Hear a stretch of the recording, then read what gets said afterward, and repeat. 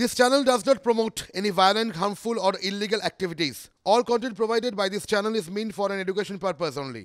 যে কলকাতা পুরসভার কাউন্সিলর অনন্যা বন্দ্যোপাধ্যায় কয়েকদিন আগে পুরসভার অধিবেশনে কুমন্তব্য করে ফেলেছিলেন, নির্দিষ্ট একটা ধর্মকে আঘাত করে বলে ফেলেছিলেন কথাবার্তা। সেজন্য তাকে শোকজও করেছেন মেয়র ফিরহাদ হাকিম। বিজেপি কিন্তু অনন্যা বন্দ্যোপাধ্যায়ের এই বিরূপ মন্তব্যকে হাতিয়ার করেছে, ঠিক যেরকম তাদের বিরুদ্ধে ধর্মীয় ভাবাবেগে আঘাত করার অভিযোগ তুলেছেন মুখ্যমন্ত্রী থেকে শুরু করে তৃণমূল নেতৃত্ব।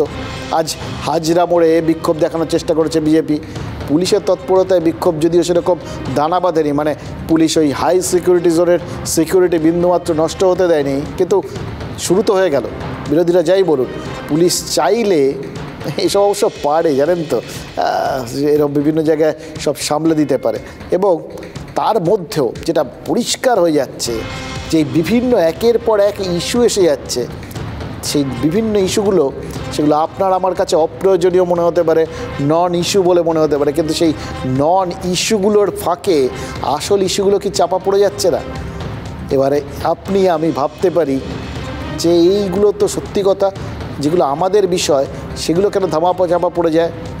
তার একটাই মাত্র কারণ, রাজনীতির দৃষ্টিভঙ্গি কিন্তু অন্যভাবে চলে এবং কোথাও গিয়ে রাজনীতি নন ইস্যু দিয়ে বোধহয় ইস্যুগুলোকে ধামাচাপা দেওয়াটা খুব পছন্দ করে।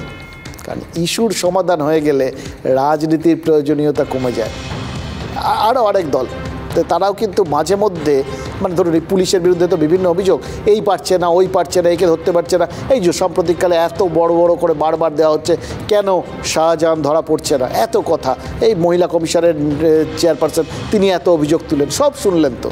কিন্তু পুলিশ চাইলে কিন্তু পারে, সেটারও উদাহরণ তারা বারবার দিয়েছে। ওই বললাম, এক হাই সিকিউরিটি জোনটাকে সামলে রেখে দিয়েছে, আর এক এই দেখুন কোন্নগড়ে একটা শিশু খুন হয়েছিল, তার রহস্য কিভাবে দ্রুত সমাধান করে ফেলেছে পুলিশ।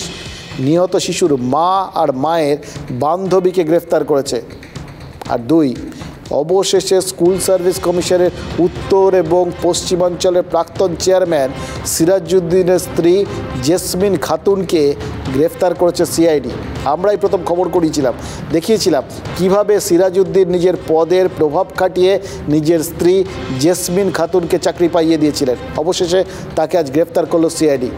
কিন্তু সব ক্ষেত্রে কি সিআইডি এতটা সক্রিয়তা দেখাতে পারছে? খেয়াল করে দেখুন, এইগুলোর মধ্যে দিয়ে কিন্তু আবার আস্তে আস্তে কোথাও ঘুরে সেই ওই নিয়োগ কেলেঙ্কারির ব্যাপারটা আবার একটু করে উঠে আসছে। এতদিন সেটা নিয়ে ইডি সিবিআই খেলছিল, এবার সিআইডি তাতে সক্রিয় হলো।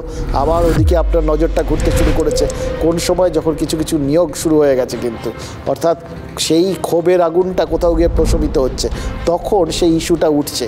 তাহলে সেই মতো ফ্লেয়ার আপ করবে না আর, কিন্তু একই সঙ্গে কোথাও গিয়ে বিভিন্ন ইস্যু সেগুলো হয়তো পেছনে চলে যেতে পারে আবার এই সমস্ত ইস্যুর আড়ালে।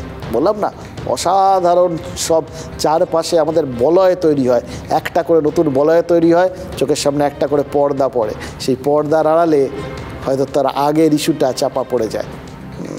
আর নইলে ও সব ক্ষেত্রে ওই সমান, ওই বললাম কোথাও গিয়ে ওরকম সক্রিয়তা দেখাতে পারে না। মুর্শিদাবাদের গোঠা হাই স্কুলের নিয়োগ সংক্রান্ত মামলার শুনানি ছিল হাইকোর্টে। বিচারপতি বিশ্বজিৎ বসু জানতে চেয়েছিলেন অভিযুক্তদের গ্রেফতার করা যাচ্ছে না কেন। তার উত্তরে সিআইডি জানিয়েছে মধ্যশিক্ষা পর্ষদ এবং এসএসসির কাছ থেকে তারা নাকি সাহায্য পাচ্ছে না, প্রয়োজনীয় নথিপত্র দিচ্ছে না পর্ষদ এবং এসএসসি। চিন্তা করুন, এই অভিযোগ এতদিন সিবিআই বা ইডির মুখে শুনে শুনে আমরা অভ্যস্ত, কিন্তু রাজ্যের তদন্তকারী সংস্থা রাজ্যেরই শিক্ষা দপ্তরের অধীনস্থ দুই সংস্থার বিরুদ্ধে তদন্তে অসহযোগিতার অভিযোগ করছে।